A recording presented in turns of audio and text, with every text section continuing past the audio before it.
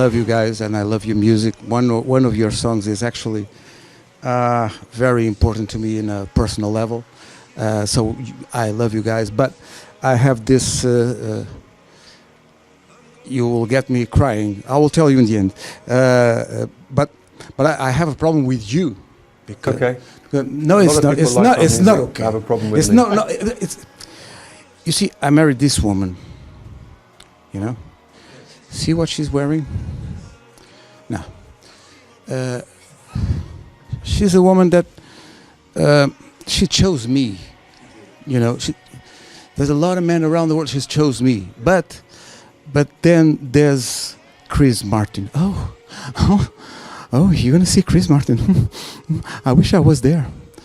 And so sometimes I get jealous of you. Sometimes I get jealous of you. Okay. That's funny because my girlfriend. She likes me also. She said. Yeah, she said, Pedro. Oh, Pedro. Are you seeing Pedro today? You're seeing Pedro today. She said, oh. Well, welcome to Portugal. Welcome again to Portugal. As I was talking with the other guys, do you remember the first time you were here? Because I was there in 2000 in a festival up north called Paredes de Cora. Yes, I do. Do you have any recollection of that? I think the Flaming Lips were playing. Yeah, you were playing. And I think the stage had no back. It was trees behind, right? Yes, it was. Yes. That's what I remember. And I think that was one of our first trips outside of England. Yeah, I remember you saying, "Hey guys, we are actually #1 in England," and everyone went, "Yeah, okay." So if at that time someone came up to me and said, "Remember these guys? One day, these guys will be the biggest band in the world," I would say, "Yeah, right. Yeah, right." We have I remember you say, "We have this song #1 in England. It's called Yellow." Number 4. Okay. Number 4. 4, Yellow. Never number 1. Never #1. It was it's in the top or whatever you said. It's at the top, Yellow. Now that you go there and you say, "Let's sing Yellow," and I would like to have those guys that were in that festival.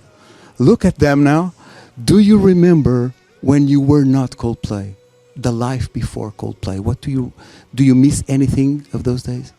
No, I don't miss anything of those days. Do you miss? No, nothing. But I'm happy that they happened. You know, everything in life is supposed to be happening, right? So I'm very grateful for all of the things that led up to the band and all the things since we started the band. There's been so much life and ups and downs, but I would never. I would always choose to be in the band. Of course. Would you? Absolutely. Sure. Yeah. Okay.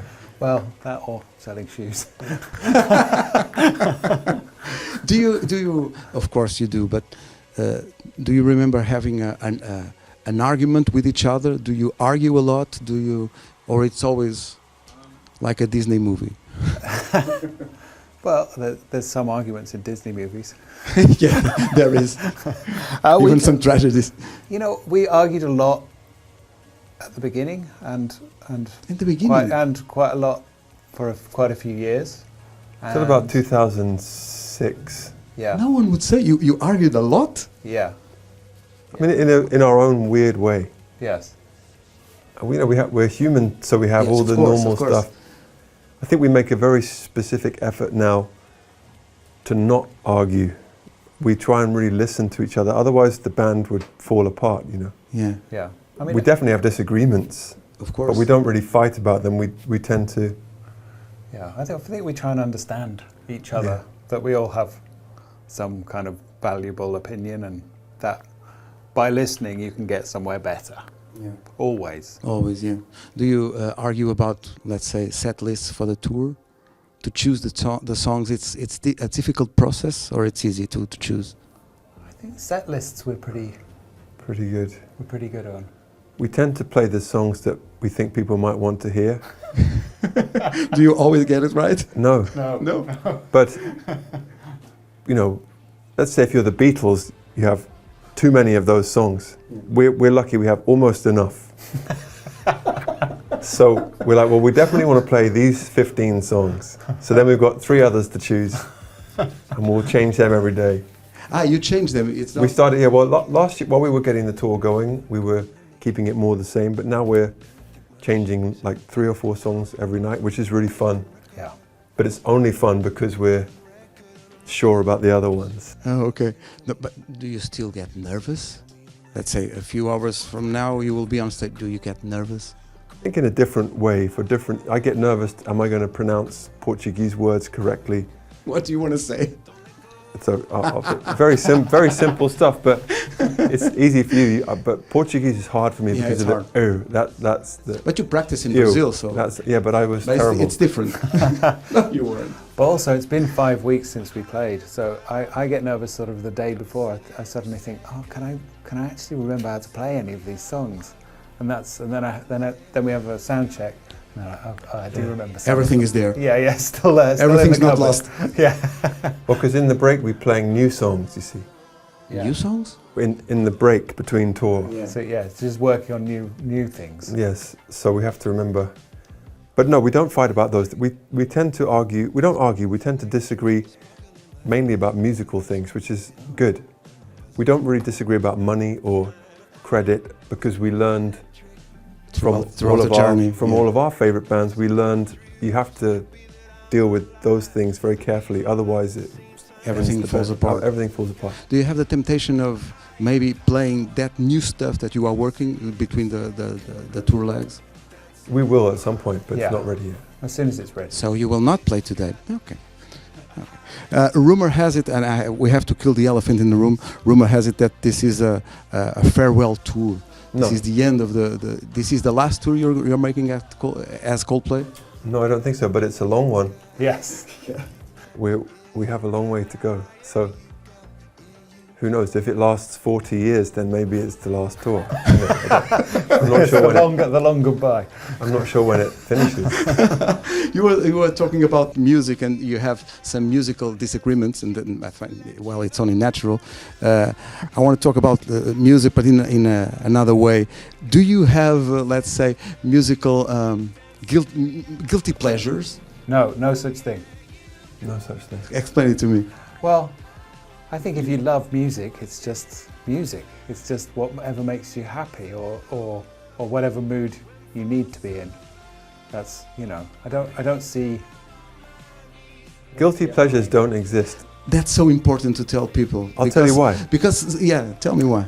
Well, we're all the same age, so we grew up with the idea of guilty pleasures because music was very tribal. Like, I'm a goth, I'm a hip-hop guy, I'm a indie guy. You You can't listen to this because that's how a lot of people created their own personality. But now with streaming and also connectivity around the world, which we love, that's our whole. Now you don't have to be one tribe. In fact, it's cooler, I think, to be listening to Britney Spears, then to Radiohead, then to Fado, then to Jay-Z. You love music. Yes. So if you enjoy it, it's not a guilty pleasure. I remember when I started working 30 years ago in radio. I was in a radio station really more into alternative stuff. And I had the audacity to say, hey, there's a song that I really love called Dancing Queen by ABBA. Who called this guy?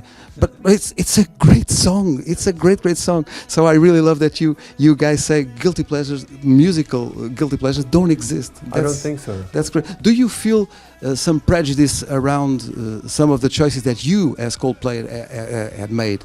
Let's say, for instance, doing a song with BTS. No, I feel that we're so grateful to have existed in the time that we have existed because it's been at the same time as this big expansion of streaming and music, and the only rule we have is that it has to be genuine for us. We can never pretend to feel something. Yeah.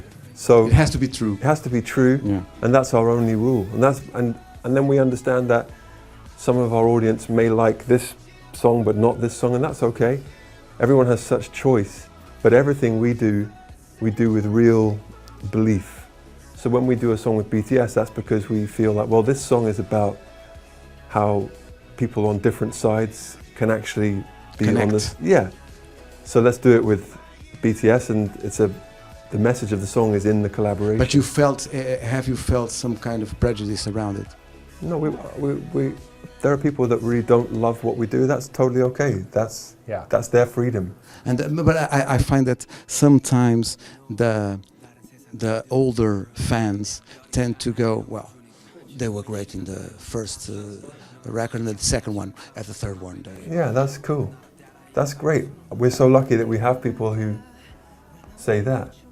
Yes, we're lucky that people like those records. Yeah.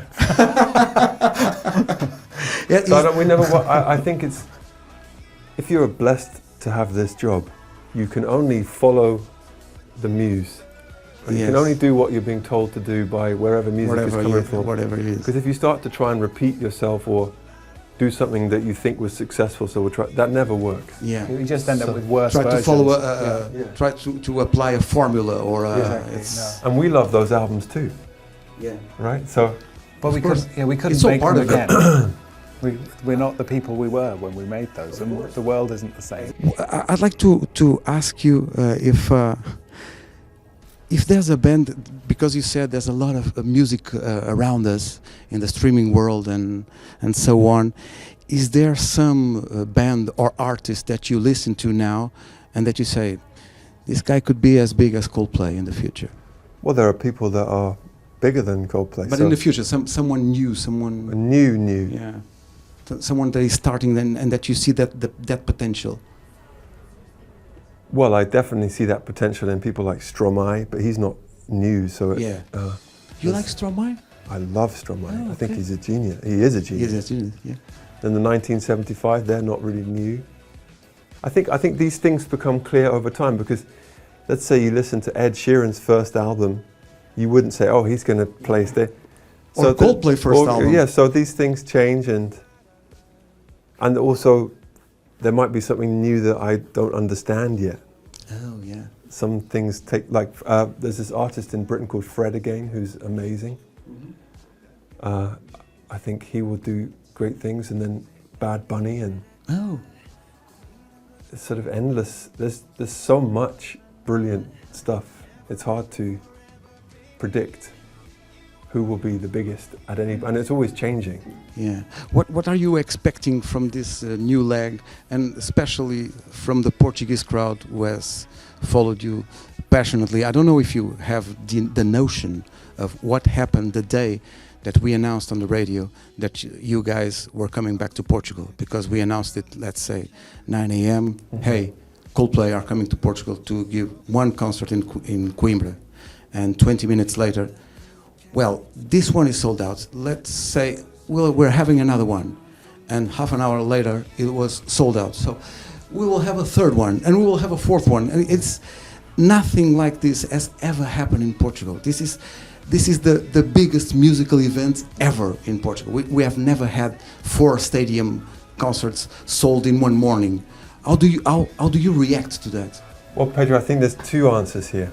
One is, we're older and we have a different philosophy on touring right now, which is that we decided to move a little bit slower and to not say when the tour is going to finish, but we take these gaps. So we tour for like 3 weeks and then we take a break.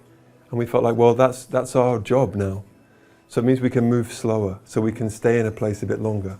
I'm sure if Beyonce she could do 10 shows here. I'm sure there's, but my point being, there are other artists that everyone will go and see. That's the first thing, is that we just have changed the way we do it. We want to move more slowly so we can really feel where we are. And then the second thing is, it's awesome and we're so grateful and so happy. And we're always nervous, we haven't been to Portugal for a while. What if nobody wants to come? But we're so excited, and it's as exciting for us as it is for the audience. Yeah, even today in the show, we're doing the morning show, and all the radio is in Coimbra throughout these days, and there are still people asking us, hey, maybe on Friday they will do an extra one. So it could be 5. So people you could be here for a month. Isn't that, I don't know, isn't that crazy. So overwhelming? I mean, you've been through a lot, and you've done, what, 10 shows in Buenos Aires and 6 in São Paulo, but it doesn't get normal, or does it? No, every night feels pretty extraordinary, I think. And you never sort of think, we never take it for granted. Yeah, that's the. I think it doesn't feel, because for us it is genuinely probably more enjoyable than for anybody else there. And it's our life, you know, it's what we do. And you love doing it. Yeah, more than ever. Because this is the first tour where we've felt like, okay, we have enough songs to make this show great. Right?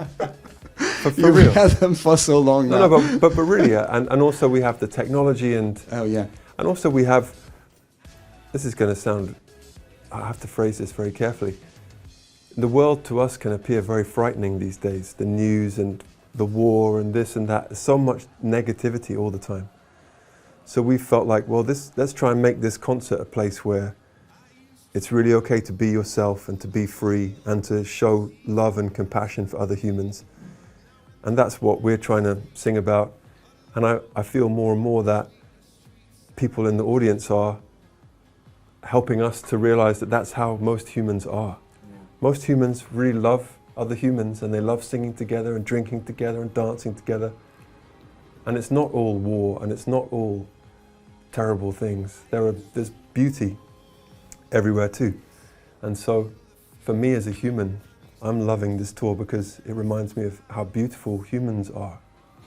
I know we are almost done, but you were talking about something that is very important. And now in Portugal, I don't know if you know this, but today is a very important day in Portugal because yesterday, for the first time ever, we've had the National Assembly building with a rainbow flag for the first time ever. So it's the first time that we have the National Assembly really looking into the LGBTQ community and saying we're here for you and there's hope. I would like you in this very important day for that community to send a message to those people, because I think you've always been struggling for more compassion and love between people. Do you want to speak, Jonny? No. Okay. I feel that the LGBTQ community is really leading humanity because they are the people that are brave enough to say, actually, this is me. I don't need to wear this uniform or agree with this part. I'm going to be myself. And normally when someone is themselves, they don't wish harm on anybody else. Everybody that I know that is gay or trans, whatever, if they're comfortable in themselves, they only wish good things for everybody else. That's why I feel like there's so much hope in that community, because the more that everyone is free, the less they hate each other, in my experience. So I have so much respect and love for that community. They've helped me so much in my life to understand my own sexuality, my own way of thinking and how I want to deal with people. It's like you don't have to conform with something that was invented 300 years ago if that's not what fits you. Right? It's okay to wear different clothes and listen to different music and be yourself. It's beautiful. And if everyone could be themselves, I think a lot of problems would go away. So that's what I feel. Thank you, guys.